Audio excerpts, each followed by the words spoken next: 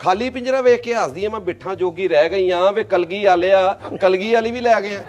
ਵੇ ਕਲਗੀ ਆਲਿਆ, ਕਲਗੀ ਵਾਲੀ ਵੀ ਲੈ ਗਏ ਆ। ਲੈ ਵੇ ਕਲਗੀ ਆਲਿਆ, ਕਲਗੀ ਵਾਲੀ ਵੀ ਲੈ ਗਏ। ਉੱਥੇ मालक आया जी। मालक आके कहता कि चूहा एक भी पास ना था जब ये तन मन कुंदन था।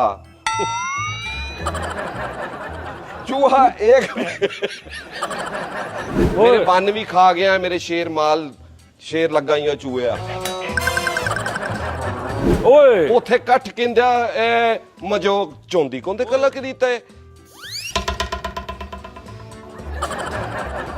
ਇਹ ਚੋਦੀ ਬੋਦੇ ਕੋ ਦੁੱਖ ਦਿੱਤਾ ਇਹ ਕੀ ਸੀ ਭਾਜੀ? मेरे कसीदे सुनती थी मेरी बेबे, देखो गाड़ी के पिछले ड्राइवर के साथ बैठी हुई है।